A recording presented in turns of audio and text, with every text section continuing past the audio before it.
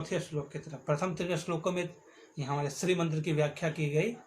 अब चौथे श्लोक में कहा जाएगा इस मंत्र का हम अपने दैनिक जीवन में कैसे अर्थानुसंधान करें। आचार्यगण यहाँ तक कहते हैं कि जीवात्मा एक तरह से भगवान की पत्नी है, पत्नी की तरह है। स्त्रियम प्रायः मित्रम जगत। और जो जीवात्मा और परमात्मा के बीच में भर्तृ भार्य जो संबंध है, जो हमने कहा उकार शब्द से भर्तृ भार्य संबंध का वाच्य होता है।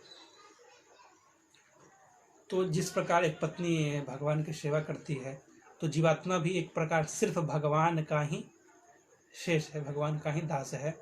तो कहते हैं कि जो तिरुमंत्र है, जो श्री मंत्र है, वो एक मंगल सूत्र की तरह है। जो हमने जो पंच संस्कार आचार्य से लिया, समाश्रयन, जो गुरुमुख हुए, वो जीवात्मा और परमात्मा के विवाह की तरह है। विवाह कराने वाले हमारे आचार्य हैं। और जो फिर मंगल सूत्र क्या होगा, मंगल सूत्र है ये श्री मंत्र। तो इसे मंगल सूत्र को जैसे स्त्रियां धारण करती हैं, अब उसी प्रकार एक पतिव्रता स्त्री की तरह हमें भी इस तिरु मंत्र को, श्री मंत्र को हमेशा धारण करके रखना चाहिए, हमेशा इसका अनुसंधान होना चाहिए। कैसे, वो बताते हैं अगले मंत्र में हमारे पराशर भट्ट स्वामी, श्री पराशर भट्ट स्वामी जी के दिव्य चरणों का मंगल हो। चौथे मंत्र पे आते हैं।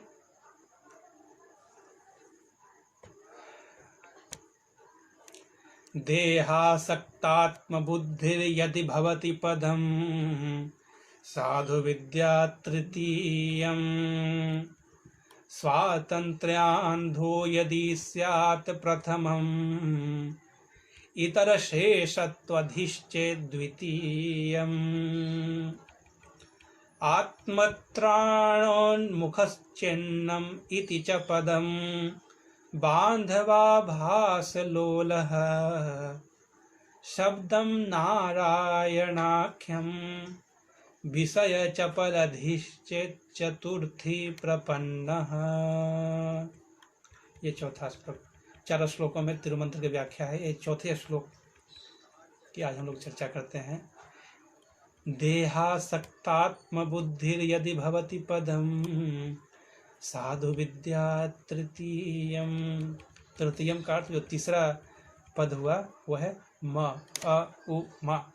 तीसरा है मकार शब्द, प्रथम है अकार, द्वितीय है उकार। तो देहासक्तात्म बुद्धि, देहो अहम मनुष्यो अहम, जीवात्मा को जब ये भान नहीं होता है कि मैं आत्मा हूँ, वो अपने आप को शरीर समझता है, शरीर संबंधियों से अपने संबंध को समझता है, और इस संबंध के कारण वो दुख को प्राप्त होता है। तो इस प्रकार जो देह की बुद्धि है, तो देहासक्तात्म बुद्धि, देह से आसक्ति जब जीवात्मा की होती है, तो फिर वो किसका अनुसंधान करे। देहासक्तात्म बुद्धि यदि भवति पदम साधु विद्या तृतीयम। क्यों? क्योंकि मन ज्ञाने, मनु अवरक्षणे, अवबोधने, मनु अवबोधने, इसे जो म शब्द है वो ज्ञान स्वरूप आत्मा का वाचक है। तो आप जब म शब्द की ओर देखते हैं कि मैं तो ज्ञान स्वरूप हूँ, और ये शरीर ज्ञानहीन क्यों? क्योंकि अगर ये मोबाइल है तो इसमें कोई ज्ञान तो नहीं है, इसे हम 2-3 थप्पड़ लगाते भी हैं तो इसे ज्ञान तो होता नहीं है। तो ये पंचभूत से बना जो शरीर है, इसे सुख दुख का अनुभव होता है। तो क्यों होता है?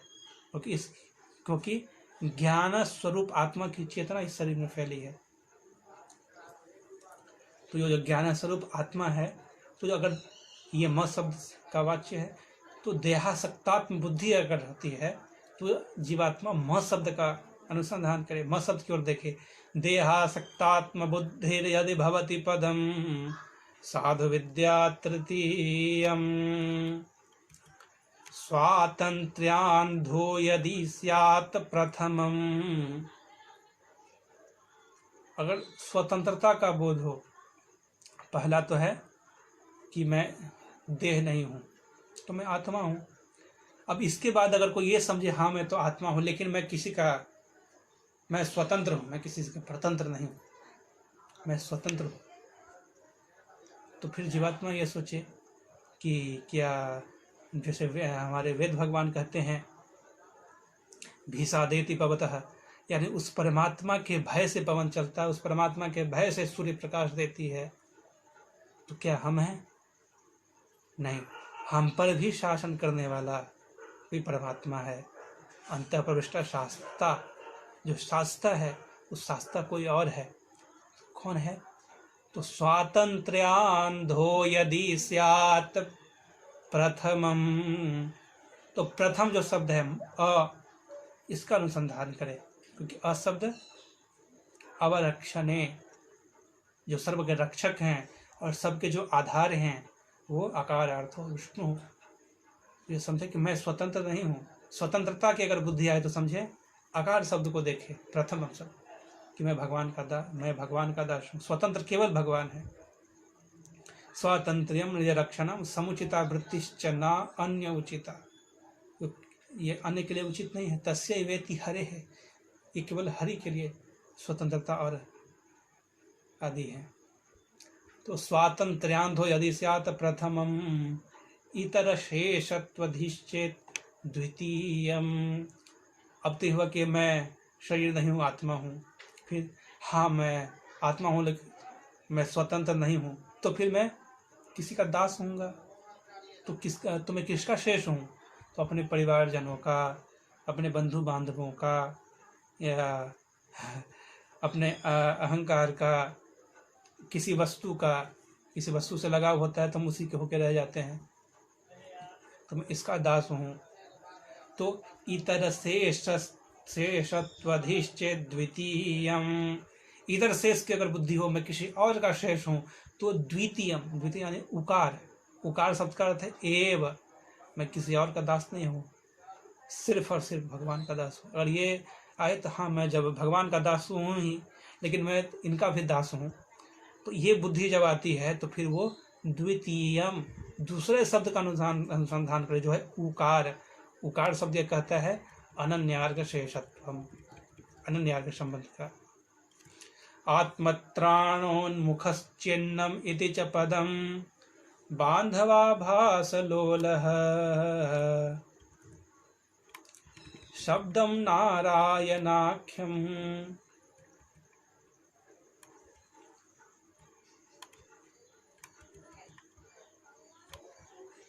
और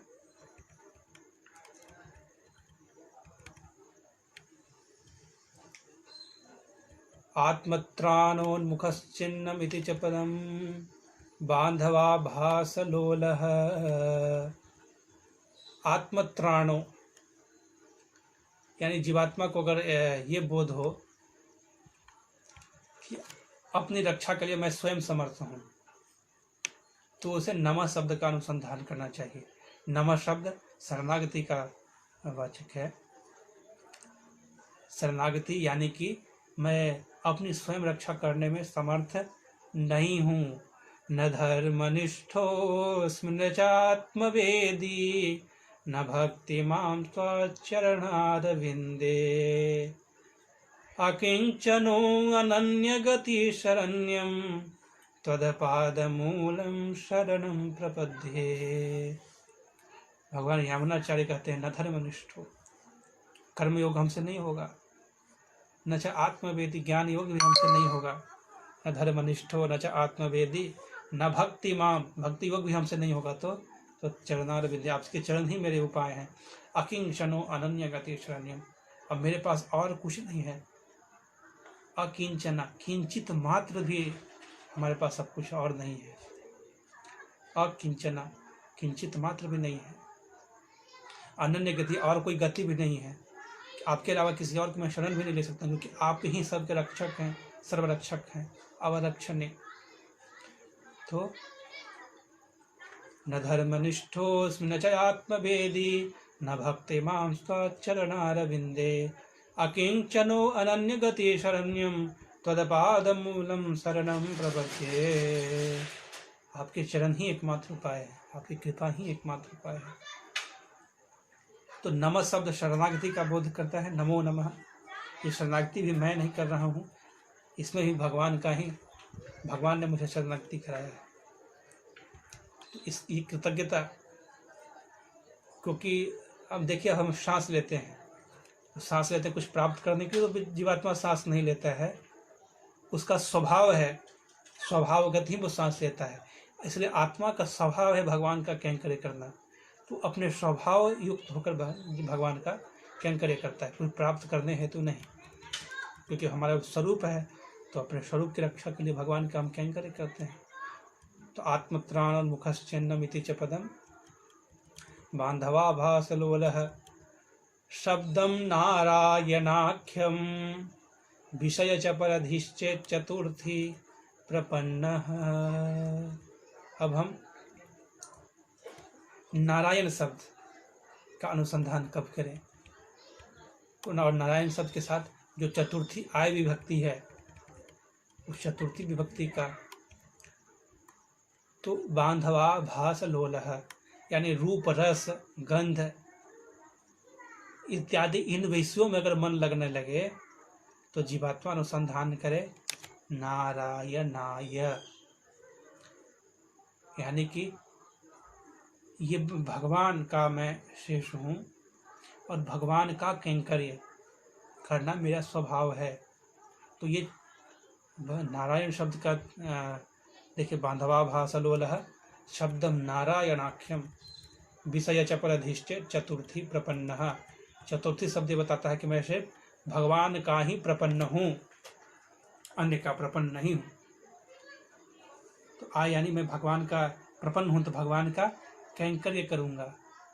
और नारायण, कुछ वो भगवान इतनी कृपालु, इतने दयालु हैं, वो उन्होंने सिर्फ हमें शरणागत बनाने के लिए कई जन्मों से हमारे अंतरात्मा में विराजमान हैं और कई जन्मों को उनके प्रयत्न, हमारे कई जन्मों से हमारे पूर्वकृत पापों को धोते धोते धोते धोते हमें इस मार्ग पे लाए हैं कि हम भगवान को जान सकें।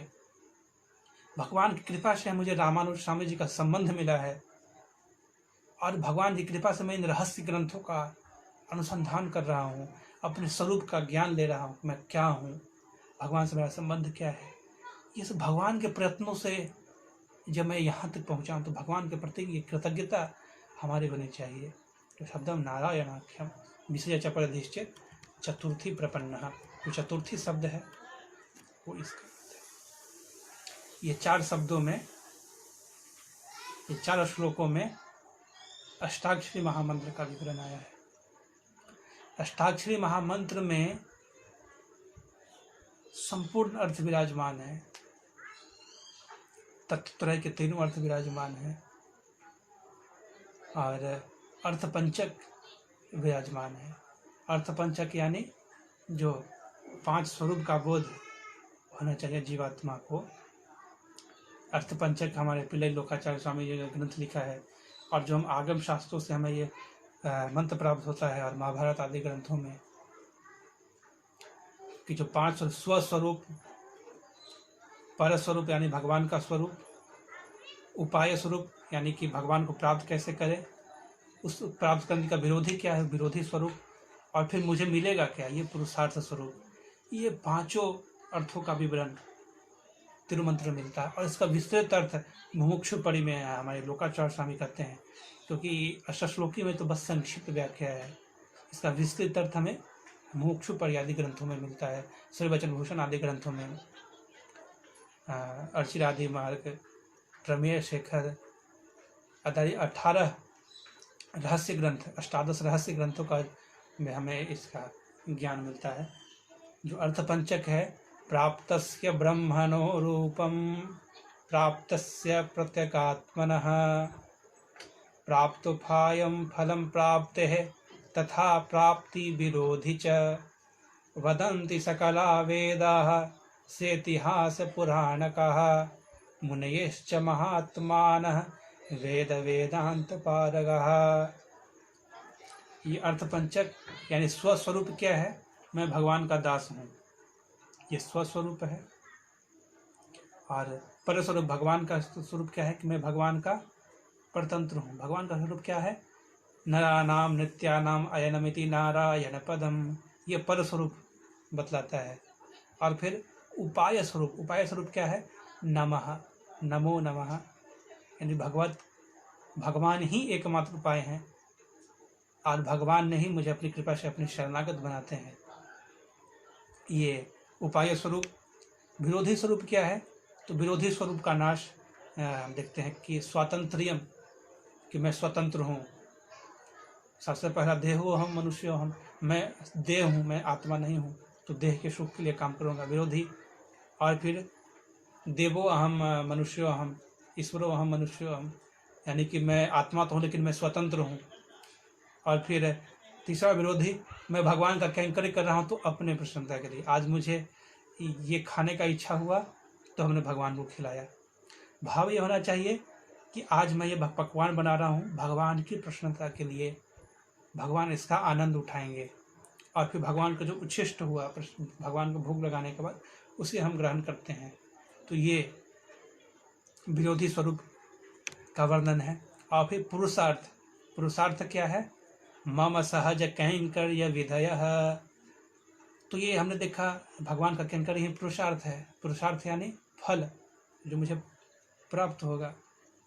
तो नित्य कैंकर्य जो हमें वैकुंठ में प्राप्त होता है वही फल है।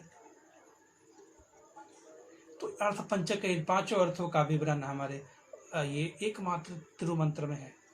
और वेद व्यास जी इसका घोषणा करते हुए कहते हैं कि यथा सर्वेषु देवेषु नास्ति नारायणात् परः, उसी तरह से सर्वेषु मंत्रेषु नास्ति नारायणात् परः, सभी मंत्रों में से नारायण मंत्र श्रेष्ठ है। और इसकी विस्तृत व्याख्या आपको मोक्षपरी में मिलेगी, व्यापक मंत्र, अव्यापक मंत्र। और अब तक के लिए इतना ही। इतनी व्याख्या आप अष्टश्लोकी का अनुसंधान करें, प्रथम 4 मंत्रों का स्मरण करें, याद करें, इसका नित्य अध्ययन करें। अष्टश्लोकी आपको कई सर्वत्र प्राप्त हो जाएगा, इंटरनेट पर आपको प्राप्त हो जाएगा, इंग्लिश में, हिंदी में, हर भाषा में प्राप्त होता है। आचार्य.org पे आप जाएंगे तो आपको वहाँ प्राप्त हो जाएगा, कोयल.org पे प्राप्त हो जाएगा। वहाँ से प्राप्त कर हम इन अर्थों का अनुसंधान करें। और अगली कड़ी में हम द्वय मंत्र का अर्थ बताएंगे। आगे के 5वें और 6ठे श्लोक में द्वय मंत्र का विवरण है। नेतृत्वं नित्य योगम समुचित गुण जातम तनुख्यापनम च उपायम कर्तव्य भागम तु अथ मिथुन परम प्राप्यमेवं प्रसिद्धम स्वामित्वं प्रार्थनां च प्रबलतर विरोधि प्रहानं दशयितान् मंतारंत्रायते चित्यधिगति निगमः षट्पदोऽयं द्विखंडः। तो जो परम रहस्य है, जो द्वय मंत्र, इसकी हम चर्चा करेंगे। और मंत्रम यत्नेन गोपयेत, ये हमें ध्यान रखना है कि ये जो अर्थानुसंधान हम कर रहे हैं ये अनाधिकारियों के पास न जाए। इसलिए ये वीडियोस जो इसके अधिकारी हैं, जो वैष्णव जन हैं, उन तक ही ये वीडियो सीमित रहे। इसलिए यानी ये इसका हमें ध्यान रखना है। मंत्रम यत्नेन गोपयेत।